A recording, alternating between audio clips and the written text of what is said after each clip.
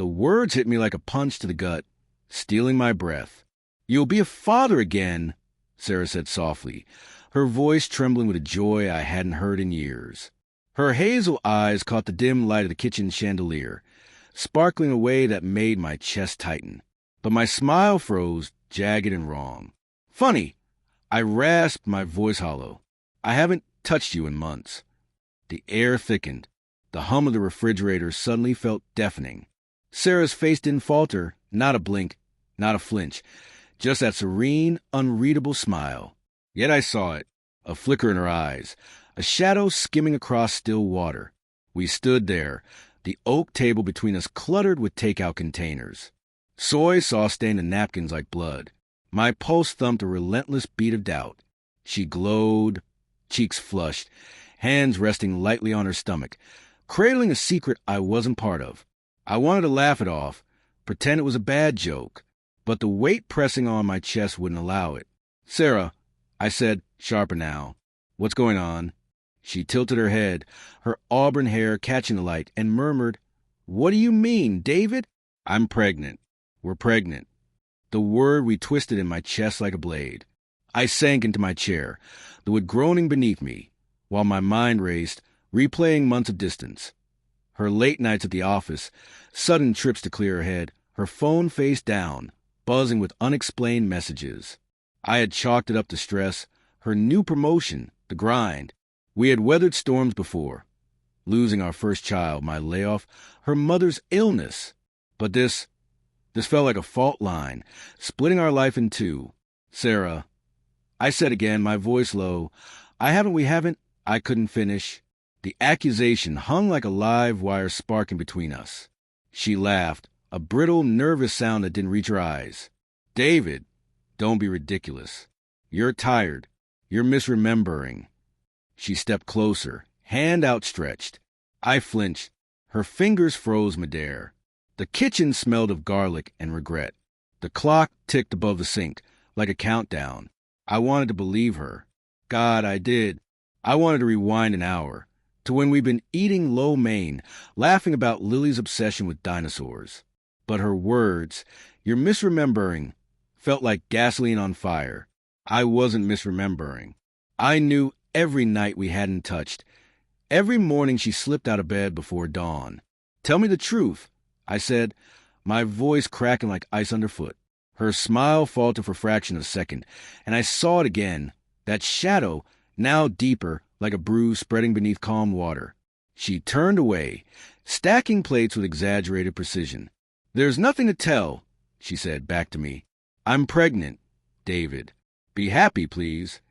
Her plea was real, but it wasn't for me. It was for the fragile lie she had been holding together, delicate as spun glass. I stood, chair scraping the floor, and moved closer. I didn't touch her, but I was near enough to feel the heat of her body, to smell lavender in her hair. "Who is he?" I whispered, my voice a trembling roar. Her shoulders stiffened. For a moment, she froze, deer in headlights. Then her eyes widened, glistening. "How dare you?" she hissed, but the tremor betrayed her. "How dare you accuse me of something so vile?" The words were sharp, but crumbling at the edges. And I knew. The following days were a slow unraveling. Each moment carried unspoken questions. I watched her like a detective, hating myself for it.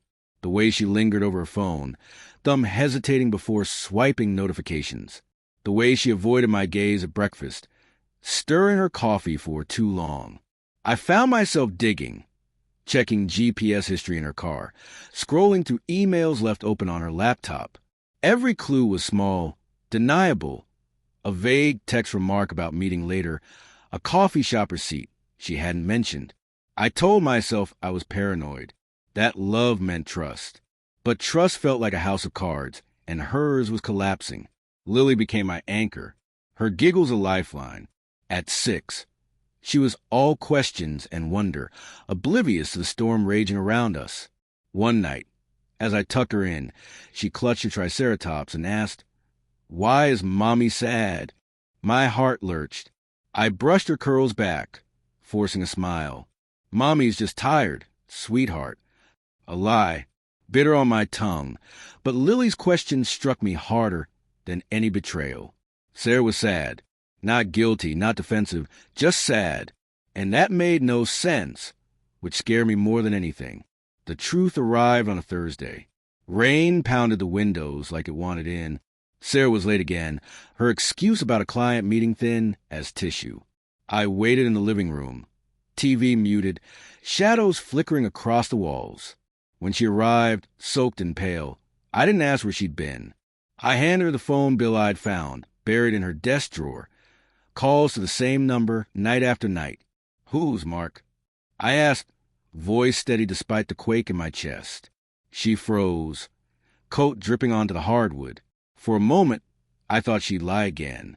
Then her face crumpled, and she sank onto the couch, hands over her eyes. "It's not what you think," she whispered.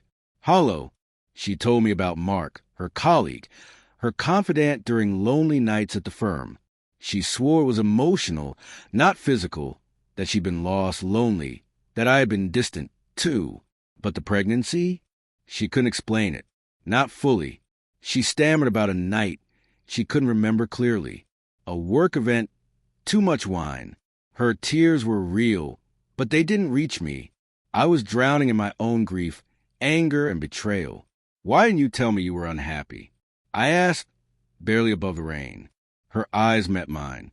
"Because I didn't want to lose you." The irony burned. She'd lost me anyway, not to Mark, but to the lies she'd let fester, to the child that wasn't mine. Later, after days of silence, she showed me the ultrasound.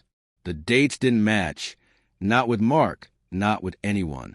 She had been pregnant longer than she'd admitted, back when we were still us. "A lab mix-up," she said, voice desperate. But the doubt lingered, a poison I couldn't expel.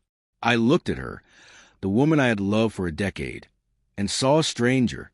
Whether the truth was infidelity or fate's cruel trick didn't matter. The trust was gone.